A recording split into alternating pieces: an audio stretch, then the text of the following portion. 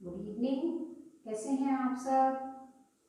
और मैं आपको पिछली वीडियो में बता रही थी व्यंजनों का वर्गीकरण। तो आई होप आप लोगों ने वो वीडियो देखी होगी और आपको समझ में भी आ गई होगी। आज मैं व्यंजन का ही कुछ विशेष चीज बता रही हूँ। तो विशेष क्या है व्यंजन के बारे में? हिंदी में और भी अनेक संयुक्त व्यंजन होते हैं। मैंने आपको सारे व्यंजन बता दिए थे, संयुक्त व्यंजन ही बता दिया था। संयुक्त व्यंजन क्या दो व्यंजनों के मेल से बनता है, ठीक है। तो हिंदी में और भी कई ऐसे संयुक्त व्यंजन होते हैं, परंतु उन्हें वर्णमाला में गिना नहीं जाता। और भी होते हैं कि वो वर्णमाला में काउंट नहीं होते। वर्णमाला में कितनी गिनती है? वर्णमाला की 52 यानी कि 52 है। जैसे प और र, यानी कि जो प्रा है वो प्रा जो है वो वर्णमाला में काउंट नहीं होता। इसी तरीके से क और र की चर्चा मैं दूसरी वीडियो में करूंगी और वो सबसे ज्यादा इंपॉर्टेंट वीडियो है, उसमें रा के रूप बताऊंगी मैं। तो अभी कितनों को ये नहीं मालूम है कि ये प के नीचे हलंत क्यों लगा है और रा पूरा क्यों है, जबकि ये तो रा आधा है। नहीं, यहाँ पर र पूरा है और प आधा है, पा के नीचे लग गया है। तो ये जो प्र है और ये जो क्र है ये व्यंजन है, लेकिन ये वर्णमाला में शामिल नहीं किया गया है। पहला पॉइंट तो ये है। और दूसरा पॉइंट आपका क्या है? लिखित व्यंजनों के अतिरिक्त हिंदी भाषा में ये दो, इसके बारे में तो मैंने आपको पहले भी बताया था, ड़ और ढ ये दो व्यंजन भी आते हैं, लेकिन ये भी काउंट नहीं है।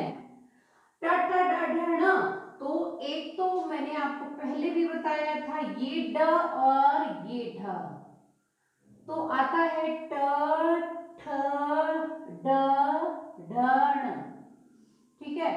लेकिन ये जो दो बिंदी लगी है ये अन्य व्यंजन है, ये शामिल नहीं होते हैं।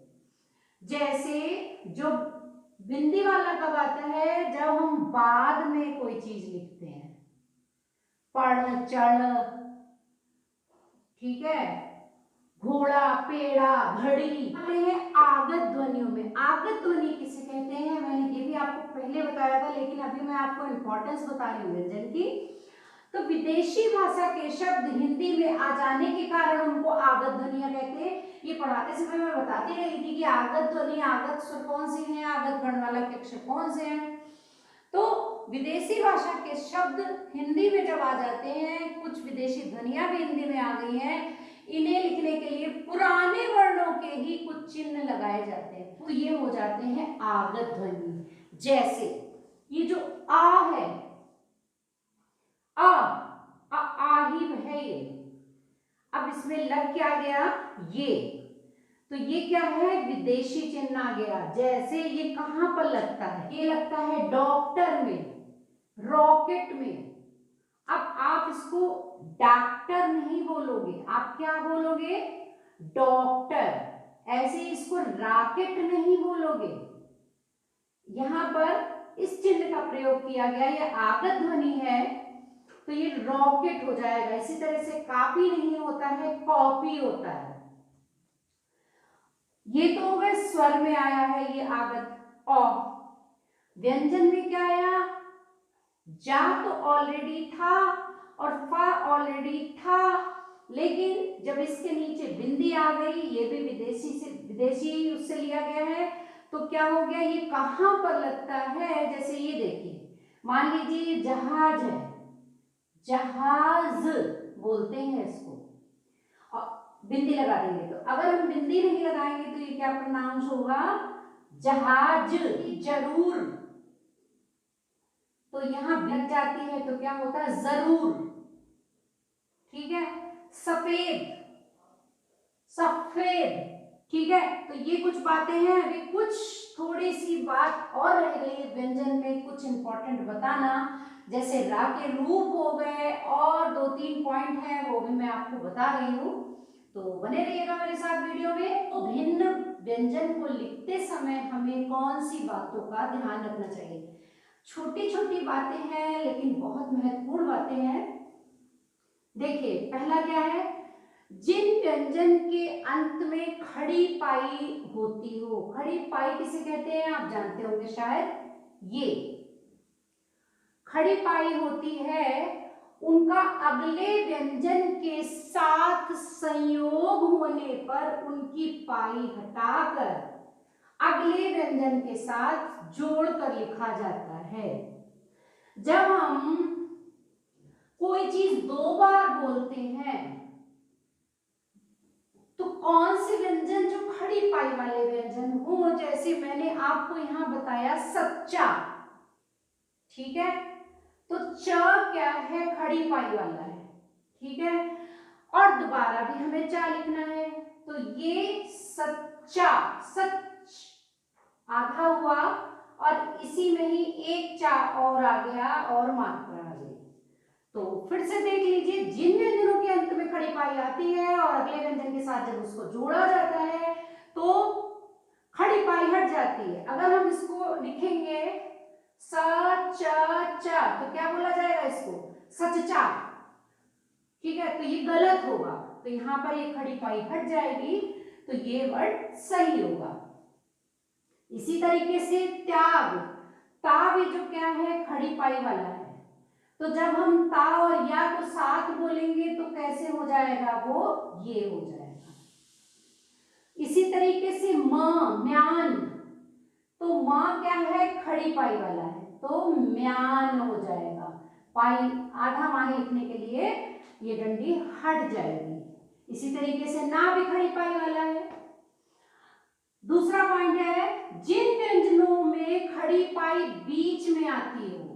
अभी मैंने क्या बताया, खड़ी आती हो, अब मैं क्या बता रही हूं, बीच में आती हो, तो उनके नीचे का हिस्सा हटाकर अगले व्यंजन के साथ जोड़ा जाता है। जैसे क है, ठीक है, तो का के बीच में खड़ी पाई आ रही है। देखिए, मैंने च बताया था, तो च के बाद में आ रही थी और का के बीच में आ रही है।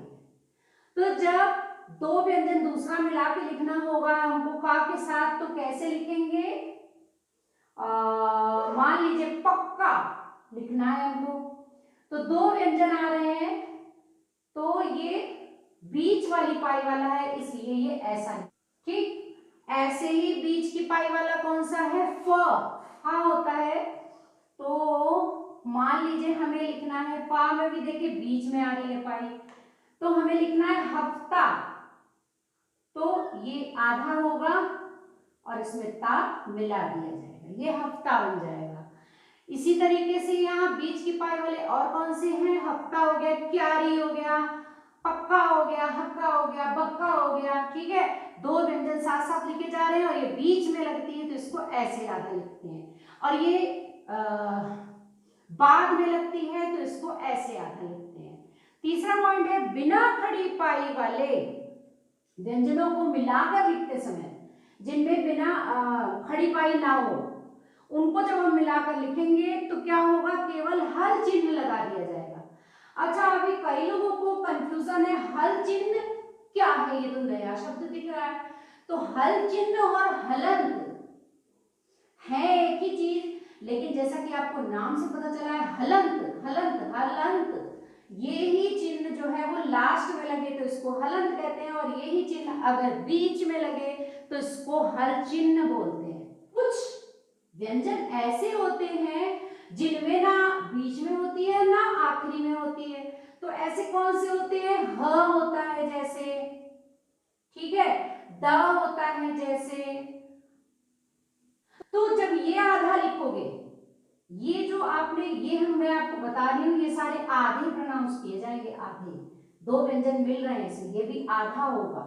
त्याग, बाद में खड़ी पाई लगने वाले, बीच में खड़ी पाई लगने वाले और बिना पाई वाले शब्द। तो बिना पाई वाले हा हो गया, दा हो गया, तो हम इसको कैसे प्रोनाउंस करेंगे, जैसे मान लीजिए हमको चिन्ह लिखना है, ठीक है, और अगर हम ऐसे लिखते हैं तो ये क्या बोला जाएगा, पूरा ये बोला जाएगा चिन्ह। क्या, अगर हम ये लिखते हैं तो ये गलत है। विद्या, दा के नीचे हम हल चिन्ह लगा देंगे तो ये आधा दा प्रोनाउंस किया जाएगा, ठीक है।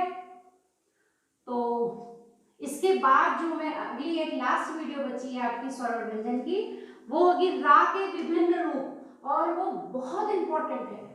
उसमें रा कितनी तरीके के होते हैं, कितनी तरीके के होते हैं, देखिए रा, एक होता है ये, एक होता है ये, और एक होता है ऊपर रा लगता है, और एक होता है नीचे रा लगता है।